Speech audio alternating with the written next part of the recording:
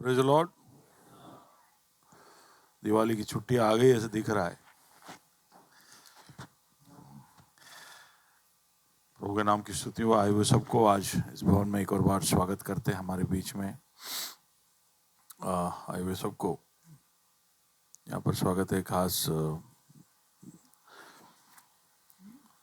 रोमिल की बहन रोशनी अपने भाई और बहन अपने बेटे और बेटी के साथ है। रोशनी, आपका स्वागत है यहाँ पर। लंबे समय के बाद पीटर अकेला नहीं बैठा है।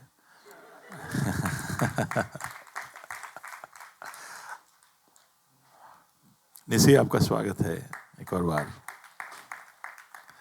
अब निसी सोच रही है कि वापस नहीं जाएगी।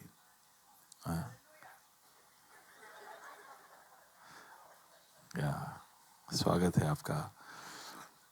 रोशन, आपका स्वागत है। भाई प्लेसन और सोफी जो गांधीधाम से, अब्राहम की बहन और जीजा जी परिवार के साथ, आपका स्वागत है सर एक और बार हमारे बीच।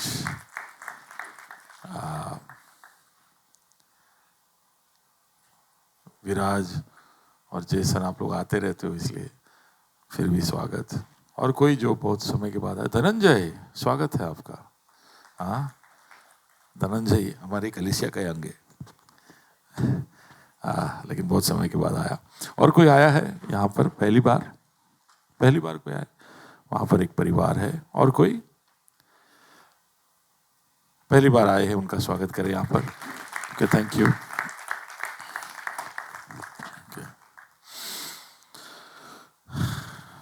या आकाश और जेनिफर हमारे बीच में बहुत समय के बाद, आपका स्वागत है। हमारे कलीसिया के बहुत ही महत्वपूर्ण भाग है, ऐसा मैं विश्वास करता हूँ। सूरत में है अभी, और पिछले लगभग 1 साल हो गया, 1 साल से ऊपर हो गया, लेकिन छुट्टियों में हमारे साथ है। आकाश, जेनिफर, तहे दिल से स्वागत है। बाकी सब का भी जो यहाँ पर आए हैं। आइए हम प्रभु के वचन का ऐलान करें। विनीश का है। विनीश और अपर्णा हमारे बीच में है। परिवार विनीश ट्रांसफर होके अभी वो पुणे का हो गया है, तो मैं कह सकता हूँ पुणे से हमारे बीच में आए। आपका स्वागत है। okay. क्या फीकी तालियां एकदम इससे प्रभु के लिए जोरदार ताली। ओके, आइए ऐलान करते, बाइबल उठाए, प्रभु के वचन की ओर जल्दी से जाए। आज मेरा समय बहुत कम है। ये मेरा बाइबल है, ये प्रभु का प्रेरित वचन है, ये जीवित है, ये प्रबल है, ये चोखे धार से काटता है, ये गहराई तक छेदता है, मेरी भावनाओं को परखता है, मेरे विचारों को जांचता है। ये उपदेश के लिए, समझाने के लिए, सुधारने के लिए, शिक्षा के लिए लाभदायक है। मेरे वार का हथियार है, मेरे बचाव का रहस्य है। ये मेरे पाँव के लिए दीपक है, मेरी राह के लिए उजियाला है। इसने बताया कि मैं क्या था, याद कराता है कि मैं क्या हूँ, ये बताता है कि मैं क्या बनूंगा। मैं इसकी ताजगी के लिए तत्पर हूँ, मैं इसके छुटकारे के लिए बेताब हूँ, मैं इसे सुनने के लिए तैयार हूँ। हमारा खुदाबंद हमेशा हमेशा हमेशा हमेशा महिमा पाए, फजल और इत्मीनान हम पाए। आमीन। प्रार्थना में याद रखिएगा, भानुभाई और उनके परिवार को। हमारे कलीसिया में आते थे फिलहाल लगभग 1-1.5 साल से। मणिनगर में एक दूसरे कलीसिया में जा रहे। उनकी पत्नी गीता बहन पिछले दिनों में प्रभु को प्यारी हो गई। अचानक से श्वास में तकलीफ की वजह से अचानक ही सुबह के समय उनका देहांत हुआ। उस परिवार को अगर आप जानते हैं तो ज़रूर मिलकर या बात कर उनको प्रभु में सांत्वना देने की कोशिश करना, हिम्मत देने की कोशिश करना। आइए हम वचन की ओर जाए। पिछले हफ्ते हम देख रहे थे कि एक धर्मी व्यक्ति कैसे एक सिंह के नाई निडर होता है। 2024 खत्म होने को आ रहा है, 11वें महीने में पहुंचे हैं, और ये साल में हमने सोचा था कि हम फर्क पड़वाएंगे। हमारे जहाँ भी है, हम जहाँ प्रभु ने हमें रखा है वहाँ पर हम फर्क पड़वाएंगे। पता नहीं आप फर्क पड़वा पा रहे हो या नहीं, आप ही जवाब दीजिए, आप ही खुद को परखिए। और अगर आप फर्क नहीं पड़वा पाए तो आपके पास 2 महीने और है। और शायद हो सकता है कि एक कारण जिसकी वजह से हम फर्क नहीं पड़वा पा रहे वो ये है कि हम डरते हैं, हमारे अंदर हिम्मत नहीं है, हमारे अंदर हियाव नहीं है। जो बातें हम बोलना चाहते हैं वो हम बोल नहीं पाते क्योंकि हमें कोई ना कोई चीज़ पीछे की ओर खींचता है। तो अगर ऐसा है तो हिम्मत पाने के लिए पिछले हफ्ते का संदेश शायद आपकी मदद करे, आप उसे देखिएगा। तो हम देख रहे थे कि अगर आप एक सिंह के जैसे निडर रहेंगे तो आपका जो विश्वास है उसके लिए, उसके खातिर आप सच्चे रह पाएंगे। जो आपका विश्वास है, जो अंदर है, वो बात आप बाहर बोल पाएंगे। जो सही है उसके लिए आप खड़े रह पाएंगे। जो जरूरी है वो कर पाएंगे। जहां पर आपके विश्वास के लिए, हक के लिए बोलने की जरूरत है वहां पर आप बोल पाएंगे, अपने आप की सुरक्षा कर पाएंगे और आप साहस दिखा पाएंगे। आप साहस दिखाकर, खतरे मोल कर भी आप सिंह की तरह निडर अपने आप को बता पाएंगे। तो पिछले हफ्ते के संदेश में मैंने इसके बारे में बहुत सारी बातें कही, लेकिन आज उसके आगे एक सोच रखना चाहता हूँ कि केवल हमारे अंदर ये निडर, निर्भयता या हमारे अंदर ये साहस अकेला हो तो शायद हो सकता है कि कई बार सोचे बगैर, क्योंकि हम निडर है, क्योंकि हमें कोई चीज से डर नहीं लगता, तो हम कुछ ऐसा कुछ कर ले जो मूर्खता बन जाए। एक बोतल शराब पीने के बाद हर कोई निर्भय हो जाता है, सिंह जैसा हो जाता है। देखा है आपने कभी? देखा है आपने? थोड़ा शराब पी लिया तो फिर वो कमिश्नर के सामने भी जाके खड़ा हो जाएगा, बोले कौन है बे, बाहर निकल। तो वो कई बार साहस की जगह दुसाहस बन जाता है। कई बार आप हियाव दिखाने की जगह पे कुछ ऐसा कर बैठते हैं जो शायद ज्यादा नुकसान पहुंचाए। तो बोल्डनेस इज गुड, निर्भयता अच्छी बात है, हियाव अच्छी बात है, लेकिन उसके साथ थोड़ा समझ भी होना जरूरी है। साउल जब अपने सेना के साथ युद्ध लड़कर आया था, वहां पर उसने देखा कि सब बेचैन थे। वो थोड़ा सा घबरा सा गया कि अपनी सेना को काबू में रख पाएगा या नहीं। वो सामुएल की राह देख रहे थे कि सामुएल आए और सबको सांत्वना दे, हिम्मत दे, प्रोत्साहित करे। लेकिन साउल रुकने के लिए तैयार नहीं था सामुएल के आने तक। तो वो याजक के जगह पर वेदी के पास जाकर बलि चढ़ाकर प्रभु के लिए एक अर्पण रखता है। वो एक राजा है, ये उसका काम नहीं है, उसके लिए याजक गण है, उसके लिए प्रभु के दूसरे ठहराए गए लोग हैं। लेकिन उस समय की जरूरत को समझकर उसने हिम्मत किया, उसने निडर होकर प्रभु की व्यवस्था के सामने जाकर उसने अर्पण रखा।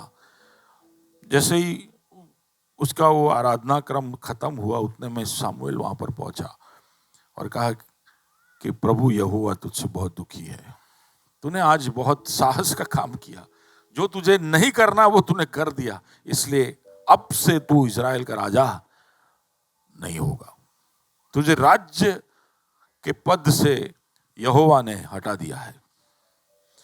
तो कहने के लिए काम ही बिल्कुल सही किया, लेकिन उसने साहस नहीं दुस्साहस किया। जो नहीं करना चाहिए था वो उसने किया। हम जानते हैं पीटर के अंदर भी ऐसा हियाव था, बोल्डनेस था। वो किसी के भी सामने बोलने के लिए कूद पड़ता था। और इसलिए हम जानते हैं कि उसने तलवार छुपा कर रखी, तलवार से उसने अन्नास के दास के कान को काट दिए। और फिर वहां पर क्या हुआ हम जानते हैं, प्रभु को उसको रोकना पड़ा, सबके सामने उसको डांटा गया, वो शर्मिंदा होकर वहां से भाग गया। तो खाली निर्भय होना, निडर होना शायद एक अच्छी बात नहीं है। निर्भय होने से आप जो करना चाहिए वो करने के लिए आगे कदम बढ़ा सकते हो, लेकिन सही कदम या सही बातें क्या है वो क्या कर कैसे करनी चाहिए। निर्भय होना जरूरी है, लेकिन चीजों को सही तरह से करना भी जरूरी है, और इसके लिए हमें जरूरत है बुद्धि की। किसकी जरूरत है? बुद्धि की जरूरत है। हमें बुद्धि की जरूरत है। जोर से बोलिए बुद्धि। बुद्धिमानी, है ना? बुद्धिमानी बोलो, बुद्धि बोलो, एक ही बात। विजडम इंग्लिश में कहो तो विजडम। क्या है विजडम? इसके ऊपर मैं थोड़ा सा देखना चाहता हूं, क्योंकि फर्क पढ़वाना है तो केवल हिम्मत होगा तो नहीं चलेगा, हमें चतुर भी होना पड़ेगा, चालाक भी होना पड़ेगा, बुद्धिमानी भी दिखानी पड़ेगी। ये प्रभु का वचन कहता है। बुद्धिमानी यानी क्या, या बुद्धि यानी क्या, उसका परिभाषा देकर मैं आगे समझाना चाहता हूं। बुद्धि यानी जो छुपी हुई चीज है, या जो अनदेखी चीज है, या भविष्य में जो चीज है, ठीक है, यानी तीनों चीजें दिखाई नहीं देती। जो छुपी हुई है, जो अनदेखी है, जो शायद भविष्य में है, उन चीजों को देख पाना। जो छुपी हुई है उसको देख पाना, जो और कोई नहीं देख सकता उसको देख पाना, जो भविष्य में है या भविष्य में क्या हो सकता है उसको समझ पाना, और उसमें क्या सही है, क्या न्यायी है और क्या उत्तम है, वो समझकर उसके लिए कार्यों को कर पाना, वो बुद्धि है। वापिस बोलता हूं, जो छुपी हुई, अनदेखी, शायद भविष्य की चीजें देखकर उसमें क्या सही है, क्या न्यायी है, क्या उत्तम है, what is just, what is right and what is best, ये तीनों को समझकर सही कार्यों को करना, ताकि वो नतीजा जो हमें चाहिए वो मिल पाए, उसको हम बुद्धि कहते हैं। राइट रिजल्ट्स लेकर आना। तो ये परिभाषा को समझाने के लिए सबसे उत्तम उदाहरण हम सुलेमान राजा के कहानी से ही देख सकते हैं। ये इस कहानी आपने सुना होगा कि उसके पास सुलेमान प्रभु से बुद्धि मांगता है, प्रभु उसको बुद्धि देता है, और फिर उसकी ये वाली कहानी बाइबल में लिखी हुई है। हम स्कूल में थे तब शायद हम पढ़े होंगे कि दो स्त्रियां एक बच्चे को लेकर सुलेमान राजा के पास आते हैं। रात को हुआ ऐसा था कि एक माँ अपने बच्चे के ऊपर सो जाती है, उसके ऊपर लेट जाती है, और वो बच्चा दम घुटकर मर जाता है।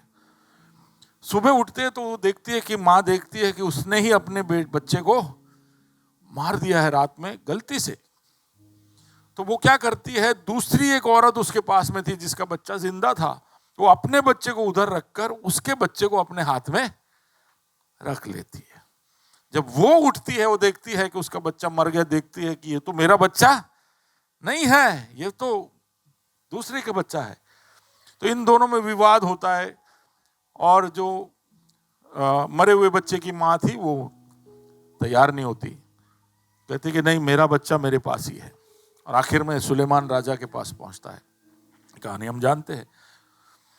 राजा वहां पर सब सुनने के बाद कहता है कि काम करो, सिपाही को बुलाता है, बोलता है कि बच्चे के 2 टुकड़े कर दो, एक माँ को दे दो, दूसरे माँ को दे दो।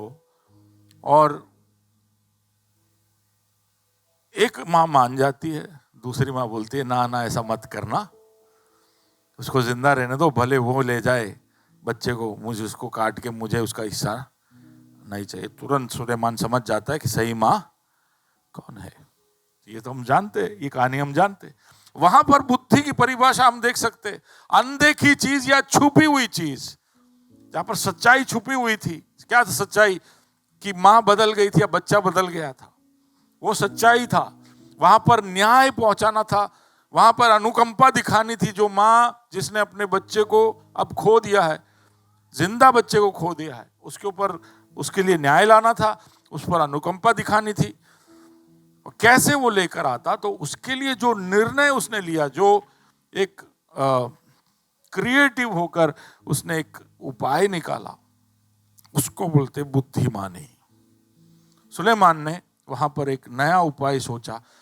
उसने समझा कि एक इंसान कैसा होता है, एक माँ का ममता कैसा होता है, वो सब उसने देखा। वहां पर वो सब बातों को परख कर वो एक ऐसा निर्णय लेता है जिसकी वजह से वहां पर उस माता को न्याय हासिल होता है। ये बुद्धिमानी की परिभाषा, ठीक है। तो इसी तरह अगर हमको भी हमारे जीवन में बुद्धिमानी दिखानी है तो उसका मतलब है कि हमारे सामने जब ऐसे परिस्थितियां आए और हमारे पास आते हैं, एक इंसान दिन में लगभग 8 से 10 हजार निर्णय लेता है और उसमें हर निर्णय में सारी बातें व्यक्त नहीं होती है कि क्या सारी बातें मुझे पता है, नहीं पता होती है। कई सारी बातें छुपी हुई होती है, कई सारी चीजें दिखती नहीं है, कई सारी चीजें भविष्य में होने वाली होती है। तो इन सब बातों को लेकर तुम्हें समझना होगा कि सही निर्णय क्या है, मैं आज क्या करूं कि कल इस तरह का नतीजा निकले। उसके लिए हमको चाहिए, जोर से बोलिए, क्या चाहिए मीनू? बुद्धि। हमें चाहिए बुद्धि। बुद्धि के बगैर देखिए, इंसान जो भी सफल होकर आगे निकल गए हैं वो केवल इसलिए कि उन्होंने अपने अपने बुद्धि का इस्तेमाल सही तरह से किया। हम भी कई बार इसलिए चूक जाते क्योंकि हम बुद्धि से निर्णय नहीं लेते। जो सही है, जो न्यायी है, वो निर्णय नहीं ले पाते। बुद्धि पाने के अलग अलग तरीके लोग ढूंढते। हम सोचते हैं कि बहुत ज्यादा पढ़ाई करने से बुद्धि आता है। प्रभु का वचन कहता है बहुत पढ़ाई करने से बुद्धि, हेलो, किसी के सोच पे कोई ठोकर मार दिया मैंने। मम्मियां सब सोचती है कि मेरे बच्चे को बहुत पढ़ाना है। क्यों? भाई उसको बुद्धिजीवी बनाना है। बुद्धि पढ़ाई कर कर सब बच्चे खुश हो रहे हैं कि चलो अच्छा है, राहत मिल गया, कम से कम आज से हम बोल पाएंगे हमारे मम्मियों को, पापाओं को कि बुद्धि के लिए कोई पढ़ाई ज्यादा करने का जरूरत नहीं है। सच बात है। लेकिन हाँ, ज्ञान ज्यादा होगा तो बुद्धि और भी विकसित और भी सही तरह से आप उसका इस्तेमाल कर पाओगे। पर बुद्धि प्राप्त करने के लिए ज्ञान जरूरी नहीं है। अनपढ़ लोग भी बुद्धिमानी दिखाते हैं। जिनको कुछ पढ़ाई, जिन्होंने कोई पढ़ाई नहीं किया हो, जिनका शायद आईक्यू कम हो, वो भी बुद्धिमानी दिखा सकते हैं, क्योंकि बुद्धि और कहीं से, उसका स्रोत और कहीं है, वो हम में आता और कहीं से है। तो ज्यादा पढ़ने से कोई बुद्धिमान नहीं हो जाता। अच्छा, ज्यादा हमारा अनुभव बहुत ज्यादा है कर कर भी बुद्धि नहीं आ सकता कि मैं इतने साल जिया हूं, मैं 5-50 साल का। हाँ, जो बुजुर्ग लोग हैं उनके पास बहुत अनुभव है और उस अनुभव की वजह से उन्होंने बहुत कुछ सीखा है, देखा है, अपने जीवन में अनुभव किया, इसलिए उनके शब्द को हमें ज्यादा मूल्य देना चाहिए। लेकिन जरूरी नहीं है कि हर बुजुर्ग व्यक्ति बुद्धिमान हो। तो उसके अनुभव, उसके उम्र की हमें लाज रखनी चाहिए, पर जरूरी नहीं है कि वो बुद्धिमान है। अगर किसी के पास पावर है या ताकतवर लोगों के पास पहुंचने की काबिलियत है, तो हम ऐसा समझेंगे जैसे कि वो बहुत बुद्धि वाला व्यक्ति है। अगर कोई आईएएस ऑफिसर है, कोई पुलिस का ऑफिसर है, कोई गवर्नमेंट का बड़ा उच्च अधिकारी है, तो हम सामान्य रूप से उसके सामने खड़े होते तो ऐसे खड़े होते जैसे वो बुद्धिमान है। लेकिन जरूरी नहीं है। पिछले हफ्ते मैं स्टेट बैंक ऑफ इंडिया में गया। वहां के ऑपरेशंस, जो बड़े कंपनियों के, लार्ज एमएसएमईज और लार्ज कंपनीज के क्रेडिट के मैनेजर को मिला। मुझे कुछ काम के लिए उनके पास जाना था। बैठा, वो मेरे कागज को देखकर उसको कुछ समझ में नहीं आ रहा है। उसको सिर्फ बहुत ही साधारण सा एक प्रक्रिया करना है, उसको केवाईसी करना है। आप जानते हो केवाईसी क्या होता है? बैंक जो चलाते उनको पता होगा केवाईसी क्या है, नो योर कस्टमर। तो उसमें सारे रिकॉर्ड्स तुम्हारी कंपनी के और तुम्हारे बैंक को दोगे, बैंक खाली देखेगा, उसमें टिक करेगा, केवाईसी हो गया। लेकिन ये बंदा मैनेजर है, करोड़ों का काम संभालता है एसबीआई का। लेकिन उसने मेरे को वहां पर बिठा के रखा, वो देख रहा है, उसको समझ में नहीं आ रहा है कि इसमें क्या और चाहिए या क्या नहीं चाहिए। वहां बैठे बैठे अपने जूनियर को चिल्ला चिल्ला के पूछ रहा है कि इसमें मुझे और क्या देखने का, और क्या देखने का। फिर वो उसके पास भेजता है, वो वहां से थोड़ा देखकर वो बोलती है, ये मुझे नहीं मालूम, सर के पास ही जाओ। इतने साधारण काम के लिए उसने मेरे को 3 धक्के खिलाए बैंक के, खाली केवाईसी देने के लिए। और मैं सोच रहा हूं ये सब बैंक के एग्जाम देकर इतने सीनियर पोजीशन में वहां पर बैठे और करोड़ों का धंधा संभालते हैं, और इनको इतना सरल सा एक प्रक्रिया भी पता नहीं। मैं उनको समझा के दे रहा हूं कि ऐसा ऐसा करो, ऐसा ऐसा, ठीक है सर आप बोलते हो तो करके सही करके दे दिया। तो अधिकारी होने से कोई बुद्धिमान नहीं हो जाता। हमारा मोह है कि हम किसी को कहीं ऊंचे स्थान पे पहुंचा दे और फिर हम उसकी तरफ ऐसे देखते जैसे कि अब उसके मुंह में से निकलने वाले सब सोने के तुल्य शब्द है, बुद्धि के शब्द है। ऐसा नहीं है। ना ज्यादा पढ़ाई करने से, बहुत ज्यादा एजुकेशन या समझो डिग्री हासिल करने से, और ना बहुत ज्यादा पॉपुलर हो जाने से, बहुत ज्यादा प्रख्यात या ख्याति पाने से भी आप बुद्धि वाले नहीं हो जाते।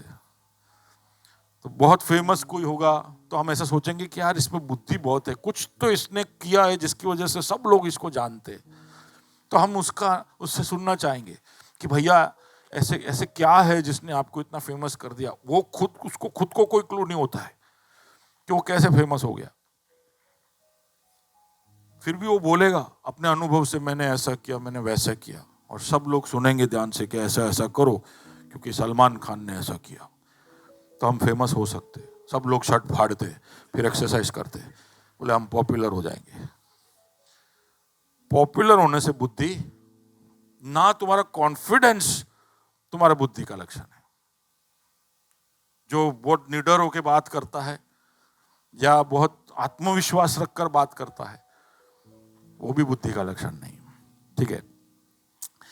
बुद्धि कहां से आती है? प्रभु का वचन कहता है अय्यूब 12 और उसका 13, परमेश्वर में पूरी बुद्धि और पराक्रम पाए जाते हैं। युक्ति और समझ उसी में है। सब साथ में पढ़ेंगे, सब साथ में बोलेंगे, परमेश्वर में पूरी बुद्धि और पराक्रम। सब साथ में बोलेंगे, परमेश्वर में सारी बुद्धि और पराक्रम पाए जाते हैं। बुद्धि कहां है? अनदेखी चीजें, छुपी हुई चीजें, भविष्य की चीजें, ये सब के ऊपर प्रभुता और अधिकार सिर्फ परमेश्वर को है। God is over the realm of the unseen and the hidden. जो चीजें हम नहीं देख सकते और रहस्य है, वो सिर्फ प्रभु को पता है। और उसके बारे में कोई भी निर्णय लेना है तो प्रभु का ही मदद हमें लेना चाहिए। प्रभु का वचन कहता है कि बुद्धि परमेश्वर के पास मिलती है, और इसलिए परमेश्वर के पास आना और उससे मांगना जरूरी है। सारे बच्चे जिनको बुद्धि चाहिए, बच्चे सुन रहे? डेबी सुन रहे हो? डेबी सुन रहे हो? कहां से मिलेगा? कहां से मिलेगा बुद्धि? वहां पर यंग पीपल, सोफी आपका बेटा, from where you get buddhi? या where do you get wisdom? Not studying, see that's the problem. सुन ही नहीं रहे। Buddhi doesn't come from studying. Sophie, tell him. It comes from God. Wisdom comes from? आप इस जोर से बोलिए। जितने भी औरतें यहां बैठी है वो सोच रही है कि हम वो कोई बुद्धि नहीं है, मूर्ख है। बुद्धि कहां से आता है? हम इसलिए कई बार हमारे जीवन के निर्णय नहीं ले सकते क्योंकि हमें विश्वास ही नहीं है कि हमें बुद्धि है। और हम ऐसा सोचते हैं कि बुद्धि पढ़ाई से आती है, बुद्धि अनुभव से आता है, बुद्धि उम्र से आता है, बुद्धि मर्द होने की वजह से आता है। कई सारे औरतों के दिमाग में ऐसा है कि मर्द इन्हें बुद्धिजीवी, हम सब। बुद्धि कहां से आता है? सारे पत्नी लोग अगर पति आसपास में है तो बोलिए कि बुद्धि परमेश्वर से आता है। बोलो ना मोनिका जरा, नेविल ने संभळाओ। बुद्धि कहां से आता है? परमेश्वर से आता है। याकूब 1 और उसका 5 नए नियम में भी है, तो पुराने नियम का बात नहीं है, नए नियम में भी याकूब कहता है कि अगर किसी को बुद्धि की घटी हो, कमी हो, या क्या लिखा है? पर यदि तुम में से किसी को बुद्धि की घटी हो, हाँ, कोई किसी को भी ऐसा लगे कि थोड़ा कम पड़ रहा बुद्धि आज के लिए, आज मैं निर्णय ले, आज देखिए बुद्धि का जरूरत कब पड़ता है? जब हमारे सामने निर्णय आते हैं, जब हमें कुछ तुरंत ही निर्णय लेना पड़ता है, तब बुद्धि का जरूरत है। निर्णय आते हैं आप लोग के सामने, तो वो बच्चे और औरतें खासकर उनको, और वो भाई लोग जो निर्णय नहीं लेते, जो बॉस की तरफ देखते, जो पास्टर की तरफ देखते, जो पति की तरफ देखते, जो मामा मम्मी पापा की तरफ देखते, बोले हमारे निर्णय से वो लेते। आप लोगों के लिए बुद्धि है। प्रभु कहता है कि तुम्हारे निर्णय तुम्हें लेने पड़ेंगे। एक समय आएगा जब बुद्धि से, हाँ एक समय है जब उनके ऊपर उनसे सलाह लेने में कोई गलती नहीं है, या कुछ बार उनके अनुसार चलने में कोई गलती नहीं, लेकिन हमेशा दूसरों पर निर्भर रहना अपने निर्णयों के लिए, वो तुम्हें चोट पहुंचाएगा, क्योंकि दूसरे हमेशा तुम्हारे साथ नहीं होंगे। कई सारी बातें तुम्हारे सामने ऐसी आएगी जहां पर अकेले तुमको निर्णय लेना होगा, कोई नहीं होगा तुम्हारे साथ, और बुद्धि से तब तुमको निर्णय लेना होगा। शैतान ज्यादातर समय तुम्हारे पास तुम जब अकेले हो तब आएगा, तब सलाह और तब मदद मांगने के लिए कोई आपके पास समय नहीं होगा, ना तब आप सोच पाओगे, तब आपको तुरंत निर्णय लेना पड़ेगा। तो मैं जो कंपनी में प्रोडक्ट बेचता हूं, तो उसमें मुझे इच्छा होता है कभी कभी कि मैं प्रोडक्ट लेके मार्केट में उतरूं और किसी को बताओ कि ये मेरा प्रोडक्ट है, आप लीजिए। फिर मैंने सेल्समैन को रखा, तो वो जाता है, वो सेल्स का काम करता है, तो वो जाकर जब बात करता है और मैं जाकर जब बात करता हूं, उसमें फर्क ये है कि जब मैं जाता हूं और मैं बोलता हूं इसका ये भाव है, तो उसको मालूम है ये कि मालिक है, तो सीधा बोलता है 100 रुपए का है, ठीक है हम 60 में लेंगे। तो फिर मैं ओनर हूं, तो मुझे निर्णय तुरंत देना पड़ता है, हाँ या ना, क्योंकि मेरे को और किसी को पूछना नहीं है। लेकिन मेरा सेल्स वाला होता है, वो बोलता है 60 में, मैं सर को पूछ के बताता हूं। समझ रहे हो? उसको तुरंत निर्णय नहीं लेना पड़ता है। शैतान जब हमारे सामने आएगा, तब हम ऐसे नहीं बोल सकते हो कि बॉस ने पूछी न बताओ, तब तुमको तुरंत ही डिसीजन लेना पड़ेगा, और तब तुम्हें बुद्धि से काम लेना पड़ेगा। हर व्यक्ति को ये चीज की जरूरत है। हम में से कई लोगों ने बुद्धि आउटसोर्स कर दिया है, हम दूसरों के पास बुद्धि के लिए जाते हैं। कुछ फोन नंबर ऐसे हमारे टॉप लिस्ट में रखे कि जब निर्णय लेना हो तो इनको फोन करो, ये हमारे सलाहकार है। ओके, बुद्धि हमें परमेश्वर की ओर से मिलता है, और परमेश्वर से जब सुलेमान बुद्धि मांगता है तो प्रभु बहुत प्रसन्न हो जाता है। और किस वजह से उसने मांगा वो भी आप पढ़ के देखना, मैं अभी वो पढ़ा नहीं रहा हूं। परमेश्वर आकर सपने में सुलेमान से पूछता है कि तुझे क्या चाहिए, तू अगला राजा बनने वाला, तुझे क्या चाहिए? सुलेमान कहता है मुझे बुद्धि चाहिए, ताकि मैं न्याय के साथ तेरे लोगों को मैं संभाल सकूं, न्याय कर सकूं उनकी तरफ। प्रभु उसकी उस बात को सुनकर प्रसन्न हो जाता है, कहता है कि तेरे को बुद्धि नहीं, मैं तेरे को सम्मान और तेरे को बहुत सारा दौलत भी देता हूं। और इसलिए सुलेमान जो राजा बना था वो बना केवल इसलिए कि उसने बुद्धि मांगने की बुद्धि दिखाई। ओके, बुद्धि के फायदे क्या है? प्रोवर्ब्स में सुलेमान ही लिखता है कि बुद्धि के फायदे क्या है। Proverbs chapter 3 21 22 23। हे मेरे पुत्र, हाँ, ये बातें तेरी दृष्टि की ओट में ना होने पाए, खरी बुद्धि और विवेक की रक्षा कर, हाँ, तब इनसे तुझे जीवन मिलेगा। इनसे तुझे जीवन मिलेगा, जीवन में खुशहाली मिलेगा, जीवन में बहुतायत मिलेगा। बुद्धि होगी तो तुम्हारा जीवन बहुत सारी तरह से सरल और भला हो जाएगा, आशीषमय हो जाएगा, तुझे जीवन मिलेगा।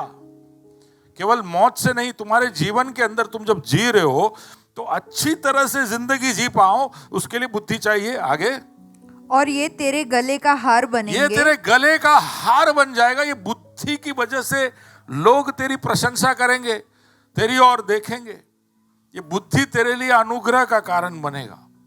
और आगे, तब तू अपने मार्ग पर निडर चलेगा। तू निडर होकर चलेगा क्योंकि तू बुद्धि का इस्तेमाल करता है। तो तेरे लिए सुरक्षा है और तेरे पाँव में ठेस ना और लगेगी। तुझे ठेस ना लगेगा। और अगला एक और वचन पढ़ लीजिए। 4 या तो तू परमेश्वर और मनुष्य दोनों का अनुग्रह पाएगा।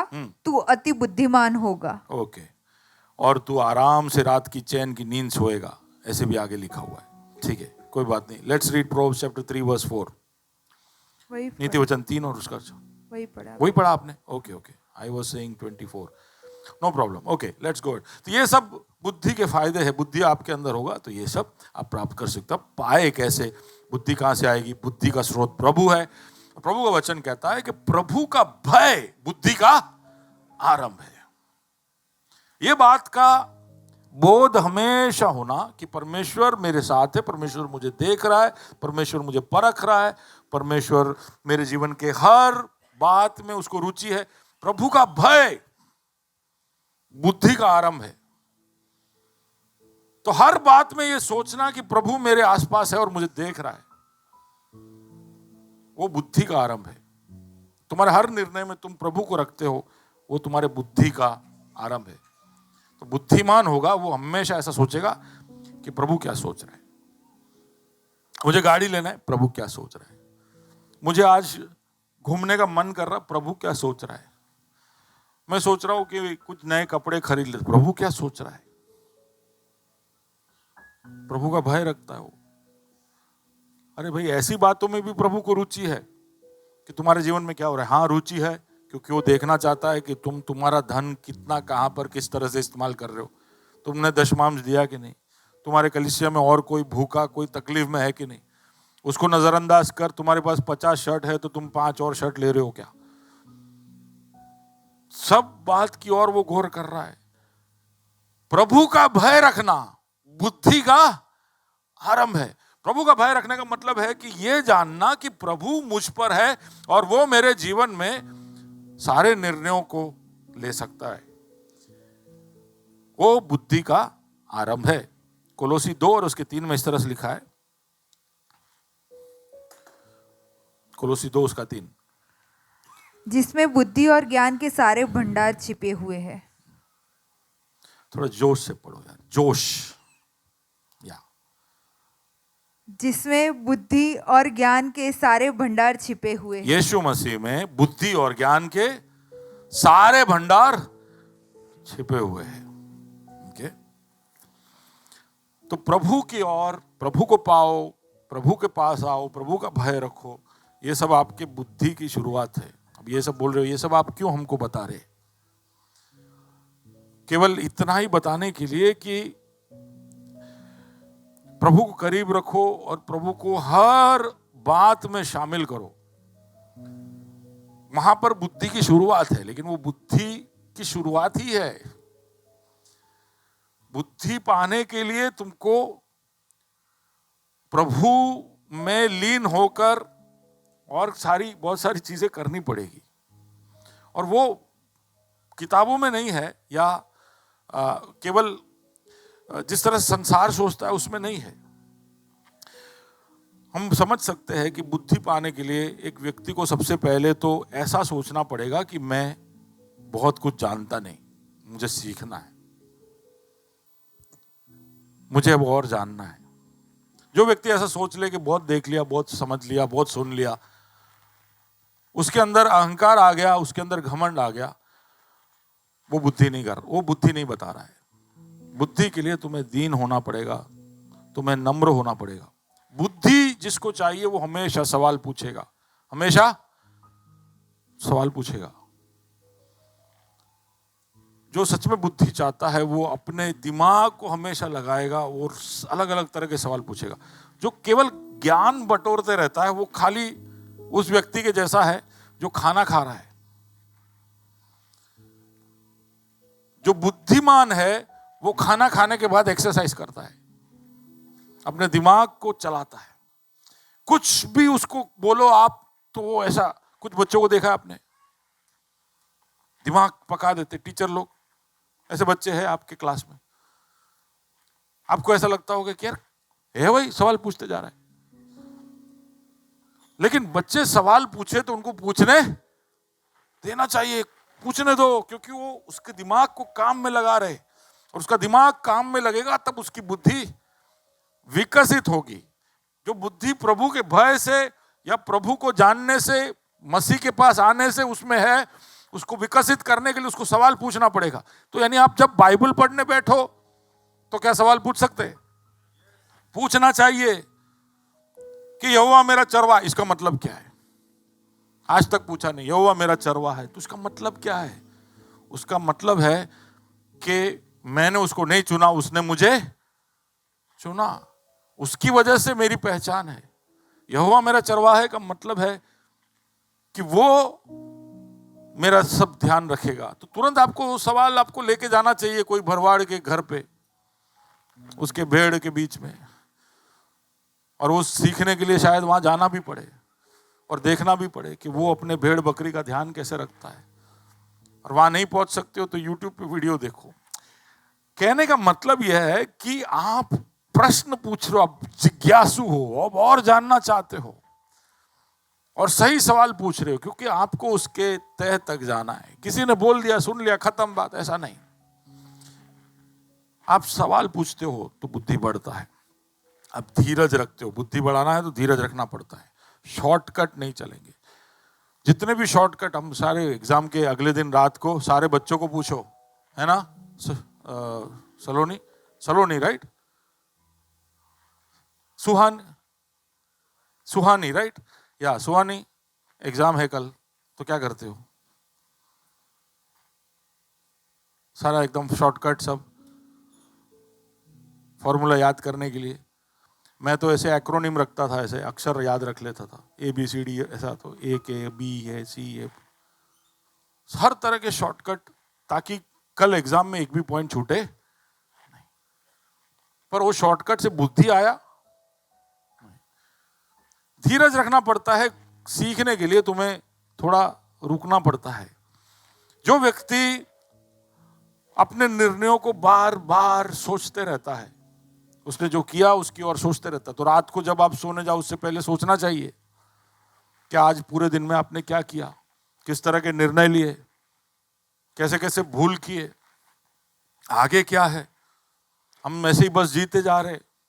तो इसलिए भजन संहिता 90 में इस तरह से मूसा लिखता है कि हमारे दिन जो है वो गिनने के लिए, रीड दैट, Psalm 90 verse 12, हमको अपने दिन गिनने की समझ दे, हमारे दिन गिनने की समझ दे, हाँ, कि हम बुद्धिमान हो जाए। कि हम बुद्धिमान हो जाए। जो ऐसा समझता है कि मेरे पास नियमित इतना ही समय है, इतना समय पता नहीं, जो भी दिन है उसको मैं एकदम बुद्धिमानी से जीऊं,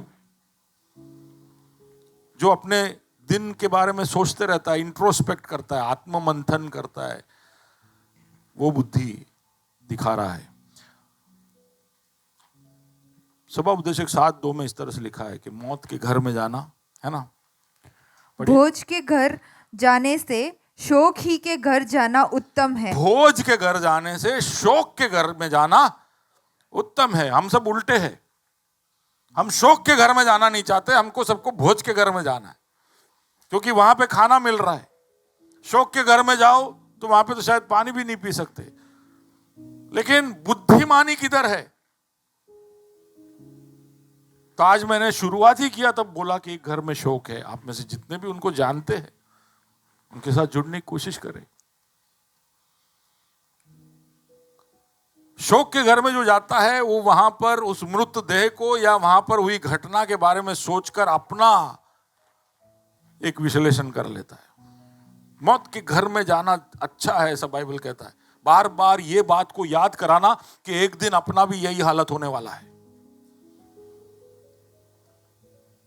और कम से कम वो नहीं कर सकते हो तो शोक के घर में, इधर है बहुत सारे शोक के घर है, हम सबको अशोक के घर जाना है। शौक के घर क्या है? एक का नाम है सरदार वल्लभ भाई पटेल हॉस्पिटल, एक का नाम है सिविल हॉस्पिटल, का नाम है, एंट्री नहीं मिलता है, लेकिन जाइए एलजी हॉस्पिटल, सब शौक के घर है। आप जाके देखिए वहाँ पे लोगों का हालत क्या है। विजिटिंग आवर्स है, हम जाते थे हमारे जवानी में, हम 4 से 6 फ्री विजिटिंग आवर होता था। अभी एसवीबी में तो ऐसा एंट्री मिलता है नहीं पता, लेकिन जहाँ जा सकते हो जा देखो, शौक के घर है वो सब। वहाँ लोग ऐसे 3-3 महीने 6-6 महीने तक पड़े हैं खाट पे। कुछ कुछ लोगों को कोई पूछने वाला भी नहीं, कोई ट्रस्ट वाले आके उनको खाना दे के जाते। ऐसे घर में जाओ तो तुमको बहुत आनंद होगा कि प्रभु ने मुझे कितना धन्य रखा है। मेरे घर में तो फ्रिज है, मेरे घर में सोफा है, मेरे घर में बहुत कुछ है। जो आधे दिन हम बस कुड़कुड़ाते रहते हैं कि हमारे पास ये नहीं, वो नहीं, ऐसा नहीं, वैसा नहीं। जाओ शौक के घर में, बुद्धिमानी उसी में है कि तुम तुम्हारे असलियत को पहचानो। Stay grounded. या बुद्धि पाप प्राप्त करते जाओ और उसको वचन पढ़कर, प्रार्थना कर कर, लोगों के, प्रभु के लोगों की सलाह में उसको और मजबूत करते जाओ। अगर हम ऐसा नहीं करेंगे, अगर हम बुद्धि नहीं संभालेंगे, तो वही गलती करेंगे जो आदम और हव्वा ने किया। उन्होंने गलत निर्णय लिया, उन्होंने बुद्धि नहीं दिखाई। जो छुपी हुई थी, तो रहस्य बातें थी, वो समझ नहीं पाए और शैतान ने उसका छल कर कर उनको पाप में फंसा दिया। अब ये बुद्धि के बारे में बोलकर सीधा मूल बात पे आना चाहता हूं। मत्ती 10 और उसका 16 पढ़िए। देखो, मैं तुम्हें भेड़ों के समान भेड़ियों के बीच में भेजता हूँ, इसलिए सांपों के समान बुद्धिमान और कबूतरों के समान भोले बनो। सांपों के समान बुद्धिमान बनो। बाइबल क्या बोलता है? यीशु क्या बोलता है? सांपों के समान, जोर से बोलिए, सांपों के समान बुद्धिमान होना है। वापिस एक और बार जोर से बोलिए, सांपों के समान। वाइज एज अ सर्पेंट, तो पिछले हफ्ते था बोल्ड एज अ लायन, इस हफ्ते है। और आप सोचते होंगे कि अभी तक मैं क्यों कोई चित्र नहीं दिखा रहा था, क्योंकि ये चित्र दिखाकर मैं आपको एकदम से डराना नहीं चाहता था। हमें बहुत सारे लोग हैं जो नहीं, ये इसको नहीं देखना चाहते। ये एक ऐसा जीवी है जिसको हम नहीं देखना चाहते। और पिछले 3-4 दिन में मैंने इसके बहुत वैरायटी देखे, क्योंकि मैं सीखना चाहता था। अभी तक मैं जो बोलते आया उसमें पता नहीं आप, मैं शायद नींव ही डाल रहा था कि समझने की कोशिश, समझाने की कोशिश कर रहा था कि बुद्धि कितना बहुमूल्य है। लेकिन यीशु मसीह को जब बुद्धि के लिए एक उदाहरण लेकर आना था, तो उसने बोला कि सांप के जैसे बुद्धिमान बनो, सांप के जैसे। और मैंने अब भी सांप के बारे में बोलने से पहले मैंने क्या कहा? आदम और हव्वा का छल किसने किया? सांप। उत्पत्ति का पुस्तक 3रा अध्याय शुरू इस तरह से होता है कि सारे जानवर जो ईश्वर ने बनाए, उसमें सबसे ज्यादा बुद्धिमान, उत्पत्ति 3 मूसा लिख रहा है, सारे जानवर, जंतु, उसमें सबसे बुद्धिमान था। कौन जानता था ये? कौन जानता था ये? लूसीफर जानता था, शैतान जानता था। तो शैतान भी क्या है? अरे बोलो ना। तो हम सब ऐसे सोचते हो तो एकदम ऐसा पूंछ वाला है, चिंगड़ा वाला, उसको क्या बुद्धि होगा? बहुत बुद्धिमान है वो सारे। देखो, शैतान को स्वर्ग से निकाला गया था, उसके बाद सृष्टि हुई और उसने देखा, उसको प्रभु ने देखने दिया सारे जंतुओं को बनाते, और उसने इंसान को भी बनाते देखा, और उसने सारे जानवरों को देखकर, ये देखो, आदम ने सारे जानवरों को देखा, सब उसके सामने से गए, ऐसे बोलते। प्रभु ने उन सबको बोला कि आदम के सामने से जा। तो सब ऐसे आदम के सामने से गए। आदम सबको नाम देता गया। तो सांप को सांप नाम किसने दिया? आदम ने दिया। आदम ने उसको सांप नाम दिया, परमेश्वर ने उसको सांप नाम नहीं दिया। आदम ने उसका नाम रखा सांप, लेकिन उसको नाम दिया, लेकिन उसको पहचान नहीं पाया। वो सारे जीवों में सबसे बुद्धिमान है, सब पहचान नहीं पाया। लेकिन कौन पहचाना? शैतान। शैतान पहचान गया कि ये बहुत बुद्धिमान है। उसके बुद्धि का इस्तेमाल करके हव्वा के पास आकर उसको पाप करने के लिए प्रलोभन किया। उसके जो गुण विशेषताओं का इस्तेमाल कर शैतान ने इंसान को फंसाया। अब प्रभु का योजना देखो। प्रभु बोलता है उसी सांप के बुद्धि का प्रयोजन कर हम शैतान को हराएंगे। हेलो, सुन रहे हो? शैतान ने जिस सांप का बुद्धि का इस्तेमाल किया, उसी सांप का बुद्धि हम भी इस्तेमाल करेंगे। शैतान ने उसके बुद्धि को वेपनाइज किया, ऐसा बोल सकते हैं, उसको हथियार बनाया। प्रभु यीशु चाहता है, वो भी देखिए कहां पर वो बोल रहा है। वो ऐसा बोल रहा है कि मैं तुम्हें भेड़ियों के बीच में भेड़ कहनाई भेज रहा हूं। ऐसे ही शुरू हो रहा है, पढ़िए जरा मैथ्यू 10:16। मैं तुम्हें भेड़ों के समान भेड़ियों के बीच में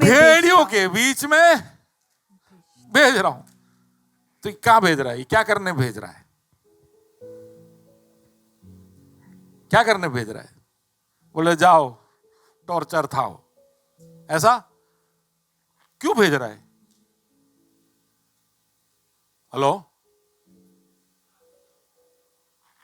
प्रभु का सुसमाचार सुनाने। आप पढ़ोगे तो आपको समझ में आएगा कि वहां पर सुसमाचार सुनाने के लिए वो भेज रहा है, कमीशन दे रहा है कि जाओ तुम संसार में जाओ, मेरा सुसमाचार सुनाओ। लेकिन वो भेजते वक्त वो बोलता है कि जब मैं तुमको ये कमीशन दे रहा हूं तो मुझे मालूम है कि सिचुएशन क्या है। वो सब भेड़िए है और तुम क्या हो? भेड़ हो। तो हम सभी सोचते हैं यार प्रभु इतना मुश्किल कमीशन हमको दे दिया, अच्छा होता कि हम कहीं अमेरिका में होते, गॉस्पेल बोलना कितना इजी हो जाता। कोई ऐसे जगह पे होते जहां पर सुसमाचार सुनाना आसान होता, कितना सही होता। भारत में कितना मुश्किल है, कितने अवरोध है, कितनी तकलीफ है। प्रभु जानता है, प्रभु जानता है कि क्या वो कर रहा है। और वो देखकर बोलता है कि मुझे मालूम है कि मैं तुम्हें भेड़ की नाई भेज रहा हूं, भेड़ियों के बीच में। आप वो सीन भी जरा सोच के देखिए कि भेड़िए सब 15-20 भेड़िए है, उसके बीच में भेड़ एंटर होता है, लेफ्ट राइट लेफ्ट। क्या होगा अब उसका सिचुएशन? वो बहुत ही डरा हुआ होगा। आप सोच के देखिए कि आप जब सुसमाचार सुनाने का निर्णय लेकर कोई ऐसे जगह पहुंचते हो कि आज तो मैं बोलूंगा, आज तो मैं बोलूंगा, और आप ऐसे एंट्री करते हो क्लासरूम में, ऑफिस रूम में, बोर्ड रूम में, आपके मीटिंग रूम में, बोले आज मेरे को सुनाना है, आज क्रिसमस है, आज तो मेरे को सुनाना है। और वहां पहुंचे और क्या होता है? आपको ऐसा लगता है कि सब आओ, सब चिल्ला रहे और आप आइयो प्रभु बचा ले, नहीं बोल पा रहा हूं, नर्वस, हमें समझ में नहीं आ रहा है क्या बताओ, कैसे बोलूं, क्या बात रखूं। प्रभु कहता मैं जानता हूं कि तुम भेड़ियों के बीच में जा रहे हो, तुम्हें वो फाड़ खाएंगे। और भेड़िए को कभी भेड़ से डर नहीं लगता है। एक भेड़िया और 100 भेड़ होंगे ना तो भी भेड़िया नहीं डरता। वो ऐसे ही सोचता है कि ये क्या हमारा बिगाड़ेगा, विच इज नॉट बैड, ये हमारा क्या बिगाड़ेगा। लेकिन प्रॉब्लम यह है कि हमको भेड़िए को जीतना है, हमको भेड़िए से बात करना है, उसके साथ संपर्क करना और उसको कुछ बात उसको सुनाना है कि मिस्टर भेड़िया, हम दोनों में कॉमन कुछ तो है, आप भेड़िया मैं भेड़। आपको सिर्फ वो डिया निकालना है, फिर अपने एक जैसे हो जाएंगे। मैं समझा रहा हूं कि दैट इज द प्रोसेस। हमको उनको सुनाना है। वो बोलता है तुम भेड़ हो, वो भेड़िया है, लेकिन भेड़ का बुद्धि नहीं चलेगा। भेड़ का बुद्धि, तुम भेड़ हो, तुम्हारा हालत ऐसा है, तो भेड़ का बुद्धि नहीं चलेगा। तुम्हें बुद्धि किसका चाहिए? सांप का चाहिए। एक ट्रांसप्लांटेशन का जरूरत है। तुम भेड़ के जैसे बिल्कुल हार्मलेस को क्या बोलेंगे?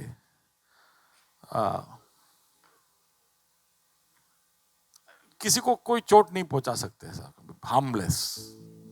तुम भेड़ के जैसे हार्मलेस होंगे, लेकिन बुद्धि तुम्हारा कैसा होगा? सांप जैसा होगा। ये कौन कह रहा है? पूरे सृष्टि में यीशु को और कोई नहीं मिला। अपने चेलों को, जिसके साथ अभी मैं प्रभु भोज में बता रहा था, उसका परिवार उसको इकट्ठा करता है, उसको सशक्त करता है, उनको ऊपर अभिषेक बोलता है, उनको बोल रहा है कि तुम्हें सांप जैसा बुद्धि। तो उसका मतलब क्या? सांप जैसा बुद्धि कैसे आएगा? सांप जैसा बुद्धि कैसे आएगा? उसका मतलब है कि हमको सांप के बारे में पढ़ना पड़ेगा। सारे विश्वासियों के लिए यह जरूरी है कि सांप को समझे, सांप कैसा होता है उसको पढ़े, सांप कैसे क्या करता है वो जाने। सांप से डर हमको बहुत है, लेकिन उसको हमको सीखना पड़ेगा। उसका स्वभाव कैसा है देखना पड़ेगा, तब जाकर उसकी बुद्धि, उसके जैसी बुद्धि हमें हो सकती है। सब कुछ नहीं, लेकिन सांप किस तरह से पेश आता है, प्रभु का वचन है। प्रभु कह रहा है कि you should be wise as the serpent. Okay, आगे बढ़ते। तो हमें उसके ताकत को जानना होगा, उससे सीखना होगा। हम देखेंगे कि उसने जिस तरह से, शैतान ने जिस तरह से सांप का इस्तेमाल करके हमको गिराया, हम भी सांप से सीखे और शैतान का सामना करें। तो हम सांप के बुद्धि के कुछ ग्लिम्स लेकर आज खत्म करेंगे। हम देखेंगे कि मसीह और पाउल दोनों इस सांप के बुद्धि का इस्तेमाल करते हैं। यीशु मसीह खुद, आप उसके स्टाइल को, आप उसके पूरे समाचार को पढ़ोगे तो आपको समझ में आएगा कि यीशु ने सारे काम सांप के जैसे बुद्धि रखकर किया। आप पाउल की कहानी पढ़ोगे तो आपको समझ में आएगा कि सांप के समान बुद्धि पाउल ने भी दिखाई। तो कुछ चीजें हम सांप के अंदर से देखते हैं कि क्या है। सबसे पहला, सांप जो है वो घुल मिल जाता है। आपको सांप दिखाई दे रहा है इधर कहीं? मेरे को थोड़ी देर लगा था। आपको दिख रहा है? पिक्चर दिख रहा है? सांप दिख रहा है? सांप दिख रहा है आपको? बहुत सारे जगह पर देखो, मैं केरल जाता हूं तो कई बार हम जब खेतरों में उतरते हैं तो हमको इंस्ट्रक्शन स्पेशल दिया जाता है कि एक तो कि तुम थोड़ा ऐसा जोर जोर से चलना, ग्राउंड वाइब्रेशन करते चलना, हाथ में एक सोटी रखना, जहां पर पत्ते है, घास है, वहां पर ध्यान रखना, क्योंकि वहां कौन होगा? वो छुप कर बैठा होगा, वो ब्लेंड हो जाता है, वो उसके वातावरण में ब्लेंड हो जाता है, किसी को पता भी नहीं चलेगा कि वो वहां पर है। वो उसकी बुद्धिमानी है।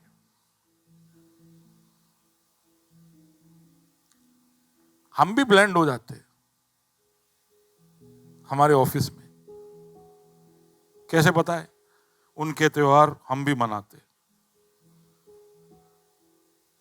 उनके साथ वो जहां जाते वहां सब हम जाते। वो गाली बोलते हैं तो हम भी 3-4 बोल देते, क्योंकि प्रभु बोलता है सांप जैसे बुद्धिमान बनो, ब्लेंड हो जाओ। ये उसका मतलब। बाहरी रूप से नहीं ब्लेंड होना है, हमें ब्लेंड होना है हमारे एटीट्यूड में, या हम किस तरह से उनके साथ पेश आते हैं, उसमें हमें चतुराई दिखानी है।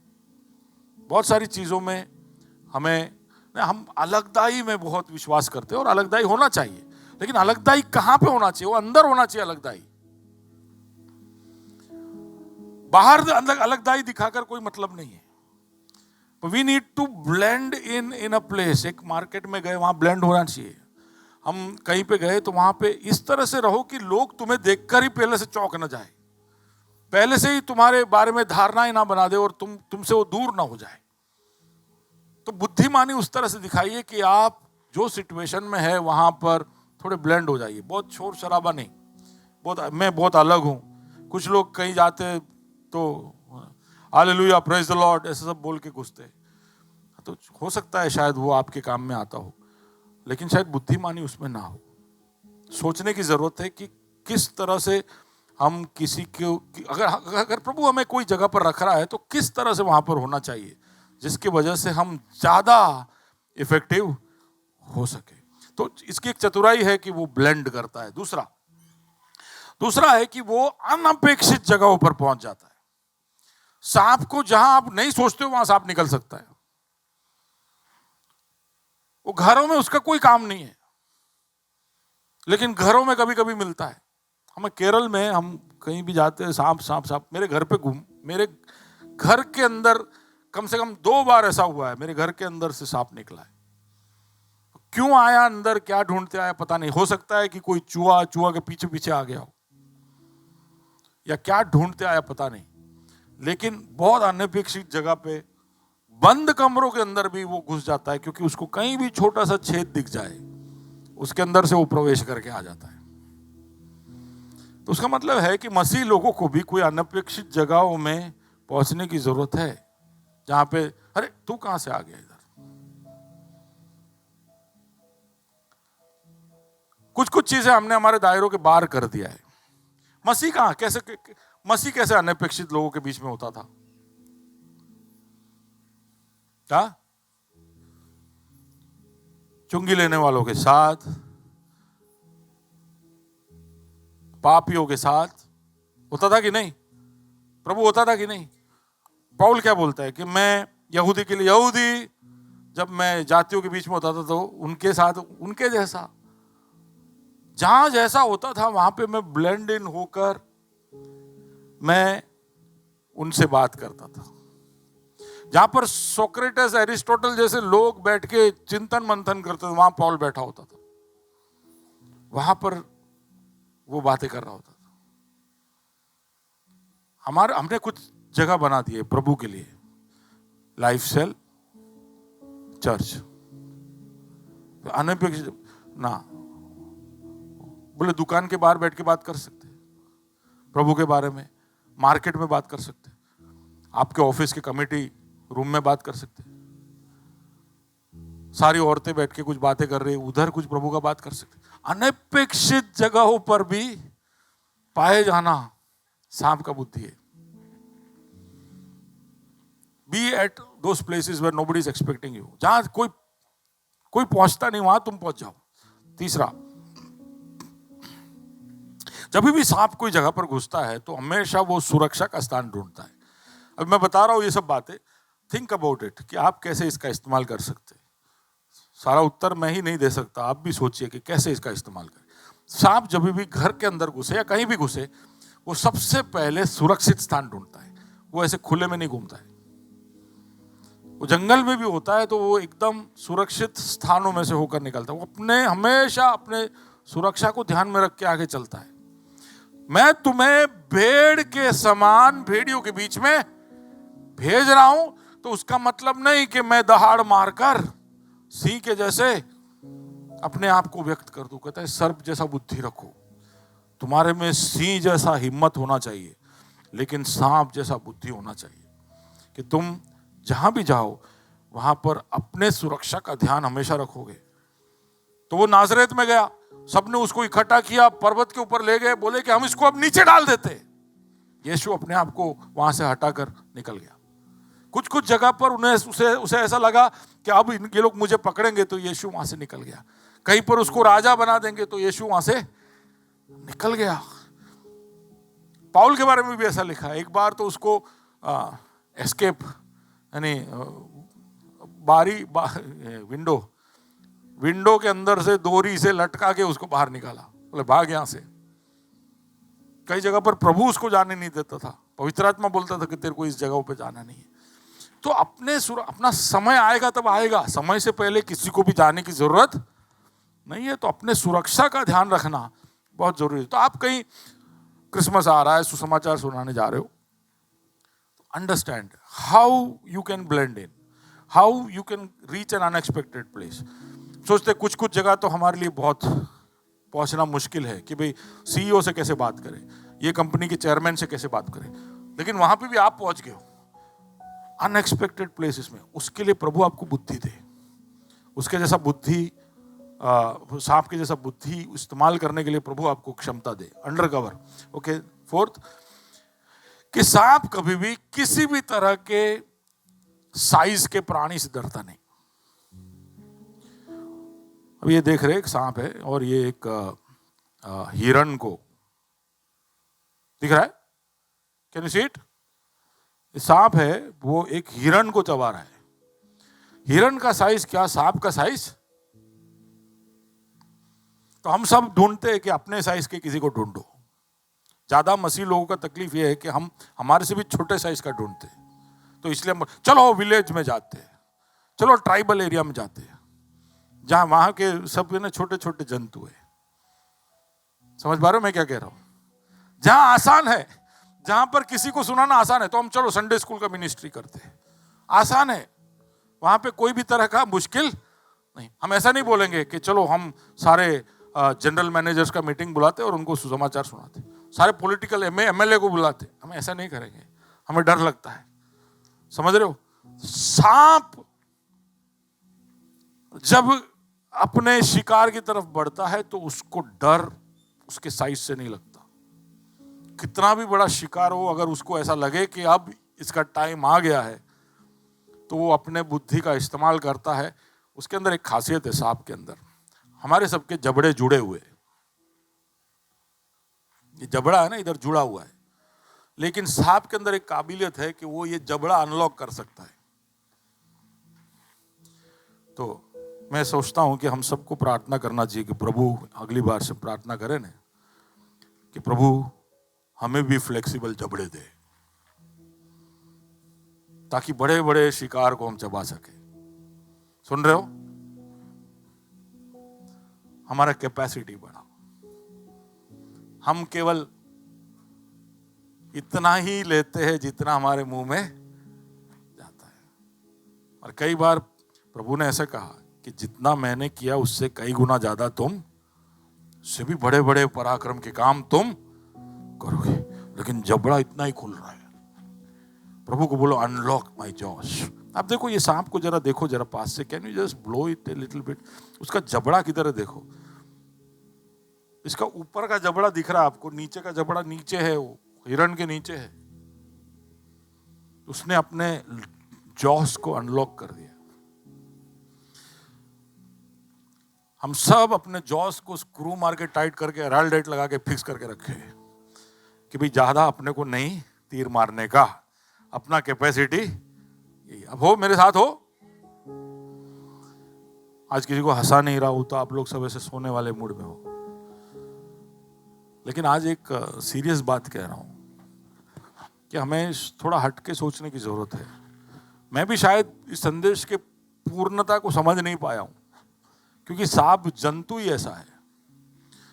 लेकिन इन बातों को याद रखे, सांप के अंदर की इन गुण विशेषताओं को याद रखे और सोचे कि कैसे हम इसका इस्तेमाल हमारे जीवन में कर सकते हैं। प्रभु ने कहा है कि सांप के नाई बुद्धिमान बनो। खास करके सुसमाचार सुनाने के विषय में तो यह सच है। तो फिर मैं क्या सांप से सीख सकता हूं? प्रभु से प्रार्थना करना चाहिए कि मेरा कैपेसिटी बढ़ा, कि कितने भी बड़े जंतु हमारे सामने आए, कितने भी बड़ा शिकार हमारे सामने हो, हम डरे ना। Hello, hallelujah.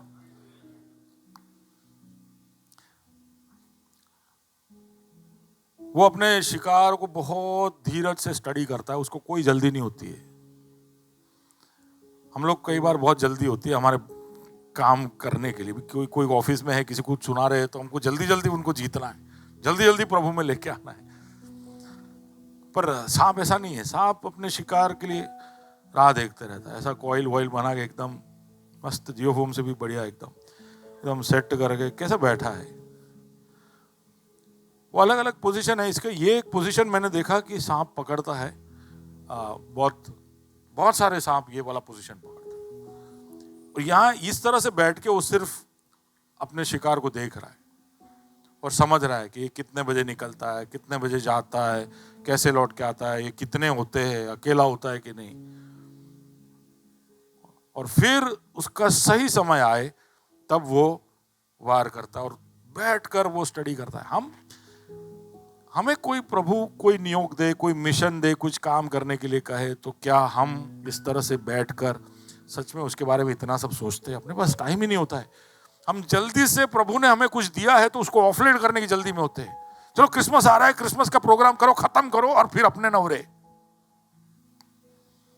We don't have the time to sit and study. We don't want to invest in God's kingdom.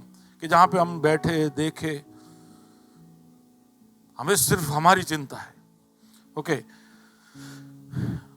सांप बहुत शांत होकर काम करता है, वो मुंह भी शांत होता है, वो अटैक भी शांत करता है। उसके ऊपर कोई वार करे तो आवाज करेगा, वो भी बहुत आवाज नहीं करेगा। कई सारे मसीह लोग बहुत ज्यादा शोर शराबा करते, बहुत सारा प्रोक्लेमेशन करते, बहुत ज्यादा लोगों के सामने के लोगों को इरिटेट कर दे, उस हद तक शोर करते।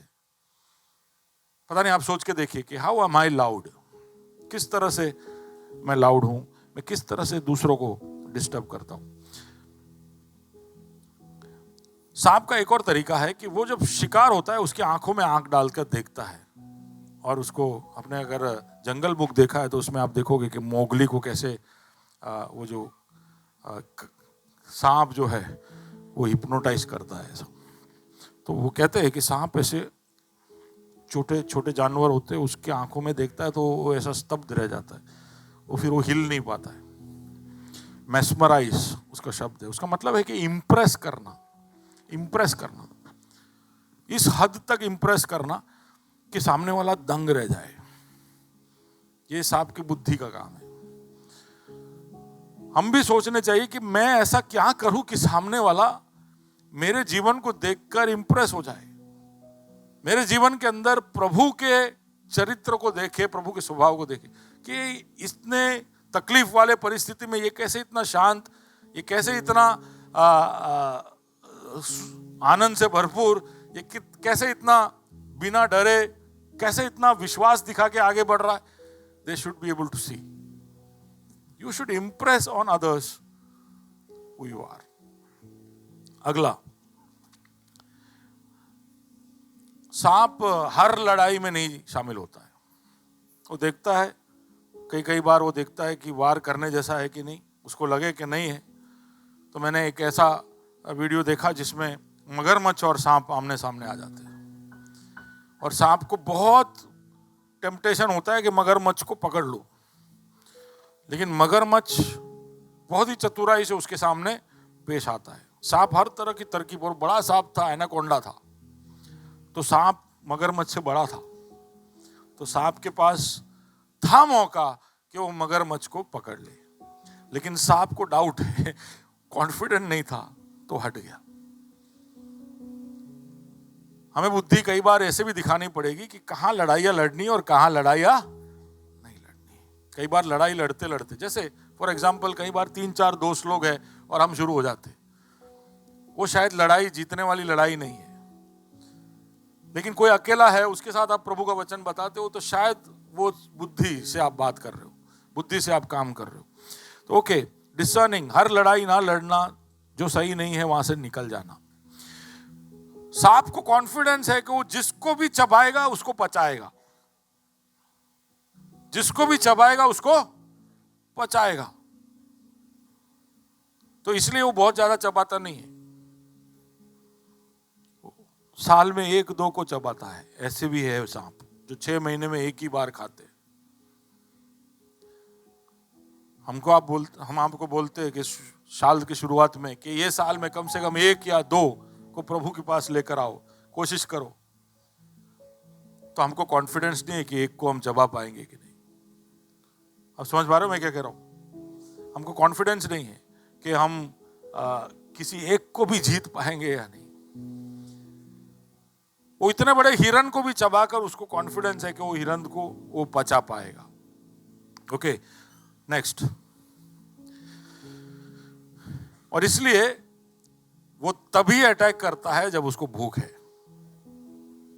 उसको अंदर से प्रेरणा आता है, उसको अंदर से उसकी जरूरत है और वो अटैक करता है। Okay, last, second last actually, या सांप के अंदर एक विशेषता है। तो ये सब सांप के विशेषताएं बताकर इसके अंदर से कहाँ बुद्धि लेनी है मैं भी सोच रहा हूँ और आप भी सोच रहे हो, मैं ऐसा विश्वास करता हूँ। सांप के अंदर एक खासियत है, वो अपना खाल निकालता है। ऐसे देखा आपने कभी? देखा है? कई कई जगह पर आपने उसका खाल देखा होगा। खाल बोलते हैं उसको, चमड़ी, उसका चमड़ी वो उतार कर जाता है, केचड़ी, वही।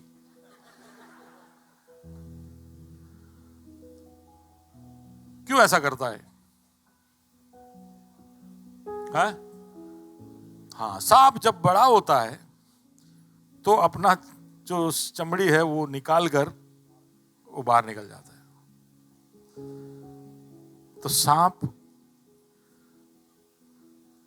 ग्रोथ के लिए पुरानी चीजें छोड़ देता है। सुन रहे हो? बढ़ना है, आगे बढ़ना है, तुमको और बड़ा होना है, तो हो सकता है कि कई बार कुछ चीजें जो, क्योंकि सांप का जो स्किन है ना वो एक्सपांड नहीं होता है, वो उसको रोकता है बढ़ने से। तो उसके लिए जरूरी हो जाता है कि वो खाल को वो छोड़ दे और वो आगे निकल जाए। वो खाल जब छोड़ता है तो कुछ दिनों के लिए वो बहुत ही कमजोर हो जाता है।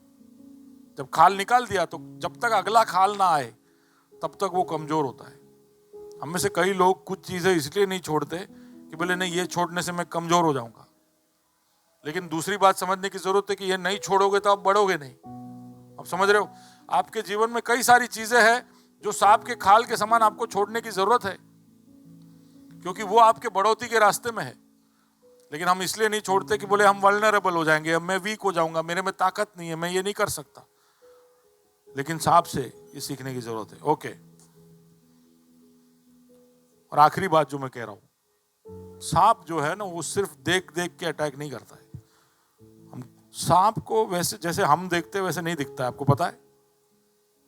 हमको जैसे दिख रहा है ऐसे मल्टी कलर, ईस्टमैन कलर, कौन सा कलर, 8K कलर सब दिख रहा है हमको, लेकिन सांप को कलर नहीं दिखता है।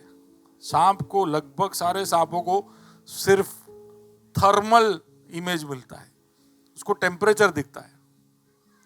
वो टेम्परेचर से वो अंदाजा लगाता है और वो अपना जबान, ये जो जीभ है, बाहर निकाल निकाल के वो गेज करता है कि किस दिशा में गर्म। हम जैसे देख पा रहे हैं ना सब चीजों को, ऐसे सांप नहीं देख पाता है। तो वो बहुत सारे टाइम वो जबान निकाल निकाल के ऐसे, इसलिए ऐसे समझ रहा होता है कि क्या हो रहा है उसके चारों ओर। और जैसे ही कोई गर्म चीज उसके सामने से गया तो उसको ऐसे दिखेगा कुछ लाल लाल गया, तो जबान निकाल के किधर गया किधर गया वो गेज करता है। ठीक है, वो विश्वास से जीता है, दर्शन से नहीं। समझ रहे हो? मैं समझता हूं कि सांप से वो भी हमें सीखने की जरूरत है कि हम जो देख देख के हमारे सारे निर्णय लेते हैं, हमको भी कई बार थोड़ा थर्मल इमेजिंग करने की जरूरत है। थोड़ा अन्य भाषा बोल बोल के कहाँ पे क्या है, शायद ऐसा ही कुछ होगा। अब वो मेरे साथ, walk not by sight but by faith. तो सांप के अलग अलग गुण विशेषताएं हमने देखी। पता नहीं कि इसमें से क्या आप ले पाए हो। खास कर सुसमाचार सुनाने के विषय में ये बुद्धि की हमें जरूरत है। सांप के जैसे निडर होने की जरूरत है, ब्लेंड इन होने की जरूरत है, अनपेक्षित जगहों पर पहुंचने की जरूरत है, शांत रहने की जरूरत है, धीरज के साथ, इंप्रेस करते हुए, कॉन्फिडेंस के साथ, विश्वास से हमें आगे बढ़ने की जरूरत है। बुद्धि नहीं होगी, सिर्फ सिंह के जैसा हियाव होगा, तो शायद हम साउल या पतरस के जैसे ज्यादा हानि अपने लिए पहुंचाएंगे। आमीन। आमेन। प्रभु आपको फर्क पड़वाने के लिए आने वाले समय में सिंह के जैसा निर्भय और सांप के जैसा बुद्धिमान बनाए। आइए आंखें बंद करें, प्रभु के सामने जाते हैं।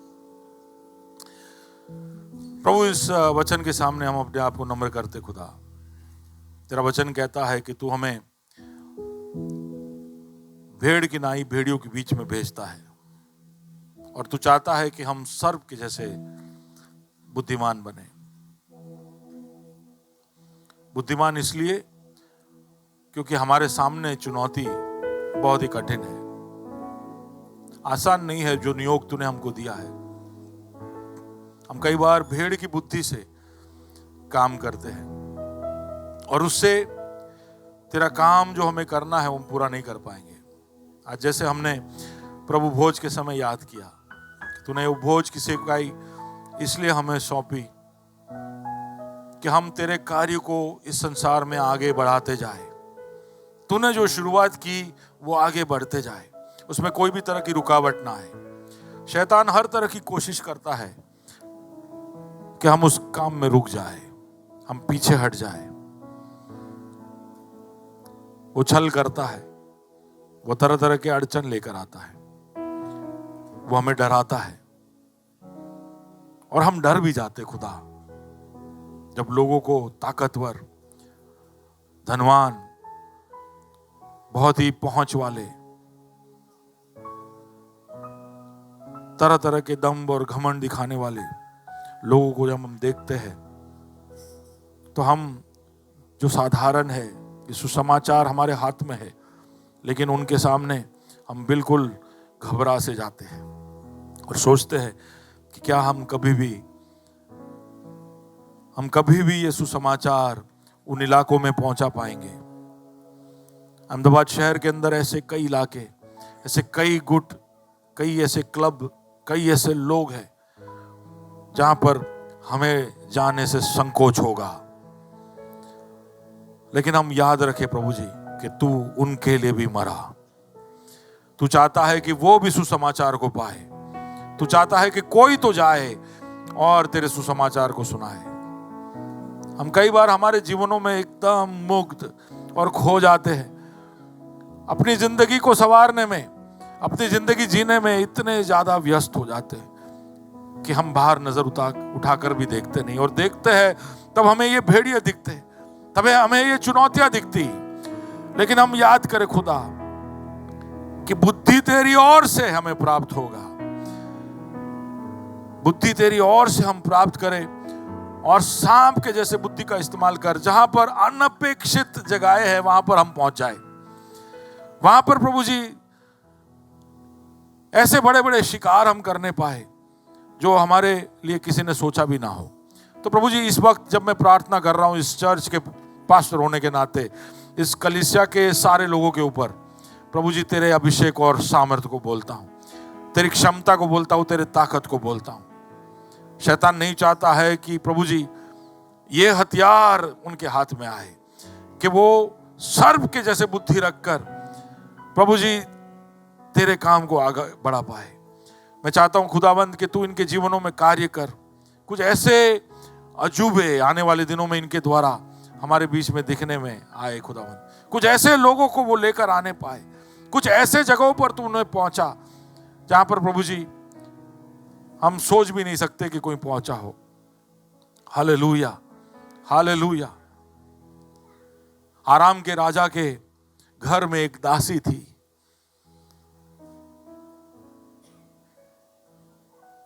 वहां आराम के सेनापति के घर में एक दासी थी जिसने एलीशा के बारे में उसको बताया, और उसकी वजह से प्रभु जी आराम के राजा को पता चला कि इज़राइल में एक खुदा है।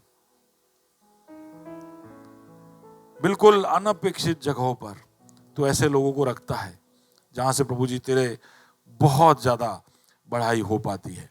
ऐसे लोगों को हमारे बीच में तैयार करना। बड़े साधारण लिखने वाले हमारे भाई होंगे, बहन होंगे, ऑफिस में छोटे छोटे ओहदे पर होंगे, लेकिन जहां भी हो खुदाबंद, वहां से बड़े कार्य करने के लिए तो उनके जीवन में कार्य करना। जब वो मार्केट में जाए ऐसे लोगों से मिलाना जहां पर प्रभु जी वो हिम्मत के साथ तेरे वचन को रखे, तेरे उत्तरदायित्व को तूने जो उनको दिया है उसको निभा पाए। उनके ऊपर तेरे हिम्मत, तेरे ताकत, तेरे सामर्थ, तेरे अभिषेक को बोलता हूं। मुझको खोलकर जरा प्रभु से दुआ करे। प्रभु जी, इस संदेश के खिलाफ आने वाले हर शैतानी ताकत के सामने मैं आता हूं यीशु मसीह के नाम से। और प्रभु जी, मैं चाहता हूं कि इस संदेश को तू इनके दिल की गहराइयों में उतार। आगे मुखों खोलकर प्रभु से हम बात करें। Hallelujah, hallelujah. एक क्षण, can we just rise up on our feet. ऐसा सूखापन मैं महसूस कर रहा हूं, इतना रेजिस्टेंस। यहाँ खड़े करके प्रचार कर रहा हूं। मैं जानता हूं प्रचार शायद बहुत डायनामिक, बहुत पावरफुल नहीं होगा, लेकिन इसके अंदर का मूल जो संदेश है वो बहुत गंभीर है और हमें समझने की जरूरत है। हमें उन जगहों पर पहुंचने की जरूरत है जहां पर हम सोचते भी नहीं है। तो हमारे ध्यान को केंद्रित करें, एक क्षण ले, हम एक दूसरे के लिए प्रार्थना करें। अगल बगल में किसी को ढूंढे और कहे कि प्रभु, हमें समझ में नहीं आता कैसे, लेकिन तेरा वचन कहता है कि हम सांप के समान बुद्धिमान बने। संदेश वहां खत्म नहीं होता। हम कबूतर के समान निष्कलंक रहे, वो भी जरूरी है, लेकिन सांप के समान बुद्धि हमें चाहिए। तो आइए हम हमारे भाई बहनों के लिए प्रार्थना करें। एक क्षण ले कि प्रभु जी, तू उसको बुद्धि देना, अनदेखी, रहस्यमय भविष्य की बातों के बारे में सही, न्यायी और उत्तम निर्णयों को वो ले पाए। तेरे भय में वो जिए, नम्र रहकर, सवालों को पूछकर, तेरे वचन में और प्रार्थना में बुद्धि प्राप्त कर, तेरे लोगों की सलाह में आगे बढ़ते हुए वो बुद्धि में बढ़ते जाए। और जैसे हमने आज पढ़ा सब प्रभु जी, सांप के समान हम बुद्धिमान बने। किस तरह से हमें कार्य करना है उसमें हम हमारा अक्ल लगाए। और प्रभु जी, सारे निर्णयों में हम सोच समझकर, जो क्षमता तूने हमको दी है उसके अनुसार और उससे भी बढ़कर कार्य करने के लिए, हालेलुया, हमारे अंदर कार्य करना। Oh yes. Shall we just pray? Oh Lord, thank you Jesus.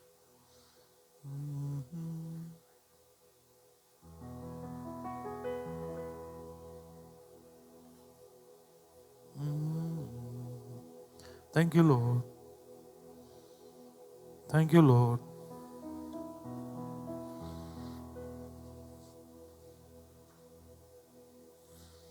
Thank you Lord.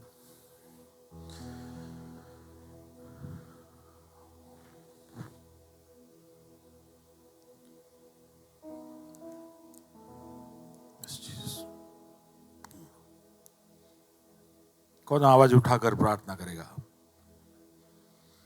एक या दो भाई बहनों में से कोई भी आवाज उठाकर, प्रभु जी, yes lord, yes Jesus,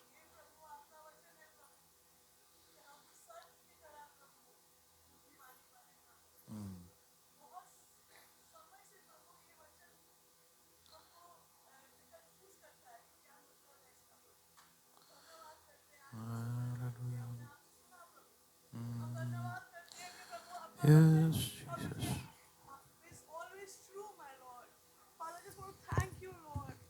The things that we do not understand, the things that we do not understand, my Lord, you have revealed to us. Father, there are so many things that are yet to be revealed.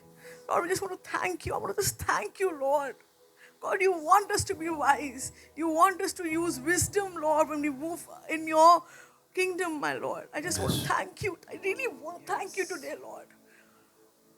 Father, I just want to thank you and I want to praise your name, Father. You want us to do wondrous things. प्रभु, आप चाहते हो कि हम अजायब चीजें करें मेरे पिता, और उसके लिए हमें एक लायन जैसा हमें बोल्ड बनना है तो हम बनेंगे, हमें निष्कलंक बनना है तो हम बनेंगे, और प्रभु हमें सर्प जैसा बनना है तो वो भी हम बनेंगे।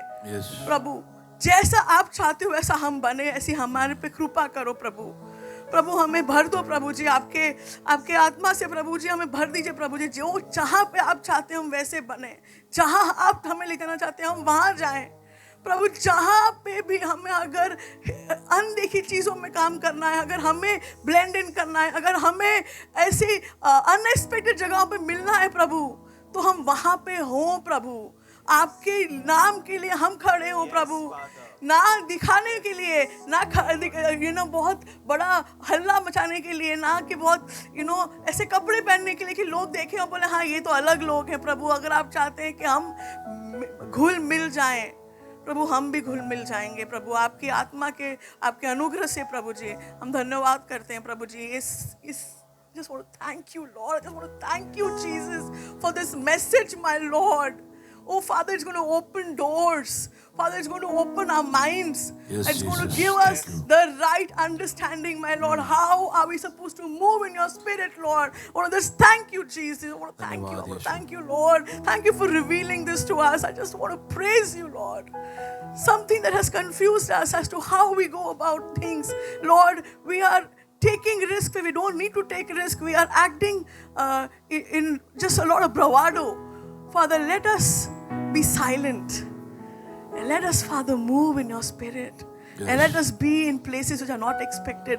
Let us see those things which are hidden. Let us, Father, be there where nobody is.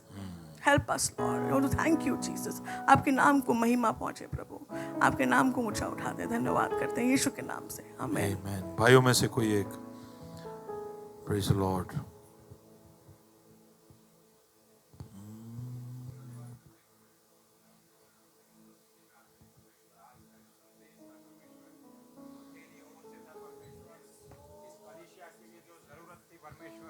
जिस दिशा की ज़रूरत थी परमेश्वर, जिस चीज़ों की ज़रूरत थी कि प्रभु जी तेरी योजनाएं हमारे लिए बहुत ही बड़ी है, बहुत ही भलाई की है परमेश्वर। तूने जो हमें कमीशन दिया है परमेश्वर, वो हमारी ताकत से बढ़कर है प्रभु जी, हमारी समझ से बढ़कर है। और उसके लिए प्रभु जी हमारा एक स्वर्गीय इंटरवेंशन प्रभु जी हमें तेरा चाहिए प्रभु जी। ये तेरी ओर से संदेश था प्रभु जी, ताकि हम लोग हमारी सीमाओं से आगे बढ़कर जाए परमेश्वर, हमारी बुद्धि से आगे बढ़कर जाए, हमारी काबिलियत से आगे बढ़ के जाए प्रभु जी। संसार के अंदर प्रभु जी तेरे सामर्थ को, तेरे नाम को ऊंचा उठाने पाए, इसलिए ऐसा तूने संदेश हमें दिया, उसके लिए हम धन्यवाद करते हैं प्रभु जी।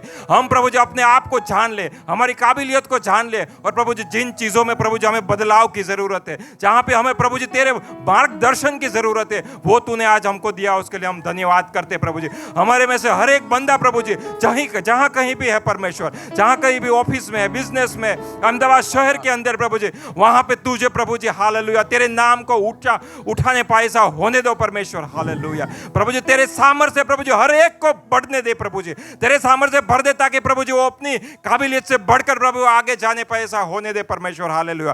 प्रभु जी हम धन्यवाद करते हैं संदेश के लिए, सारा आदर मान महिमा धन्यवाद प्रभु जी हम देते हैं। इस विनती को प्यारे प्रभु यीशु मसीह के नाम से मांगते हैं। इंसानों से तू वफादार, सुनता दिल की हर एक पुकार, बेहाली में रखता तू ध्यान, हालातों से तू शक्तिमान। इंसानों से तू वफादार, सुनता दिल की हर एक पुकार, बेहाली में रखता तू ध्यान, हालातों से तू शक्तिमान। तू जो मिला मिले रिहाई, हम तोड़े हर कठिनाई, संग चले जैसे परछाई, जीते तू मेरी लड़ाई। जब तू मिला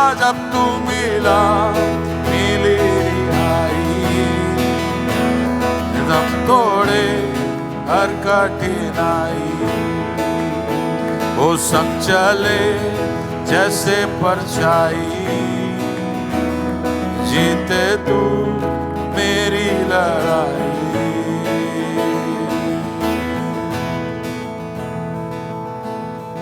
क्या कोई है इस जहां में तुझ सा हंसी, क्या कोई है इस जहां में जो है तुझ सा वाला, क्या कोई है इस जहां में तुझ सा हंसी, क्या कोई है इस जहां में तुझ सा वाला। जब तू मिला मिली रिहाई, दम तोड़े हर कठिनाई, संग चले जैसे परछाई, जीते तू मेरी लड़ाई। जब तू मिला मिली रिहाई, दम तोड़े हर कठिनाई, जैसे परछाई, जीते तू मेरी लड़ाई।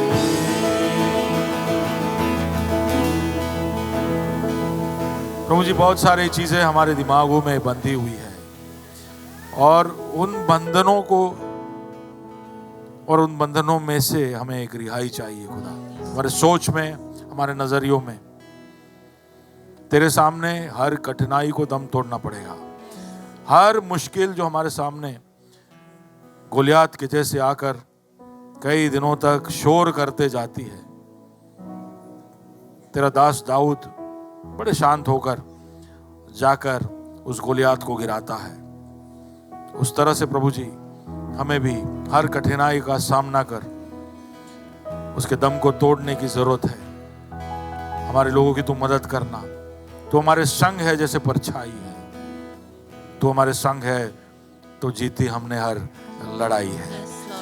थैंक यू जीसस, तेरे साथ के लिए और तेरे सामर्थ के लिए धन्यवाद देते हैं। सबके ऊपर स्वर्गीय आशीष बोलकर यीशु मसीह के नाम से इस दुआ को मांगते हैं, आमीन।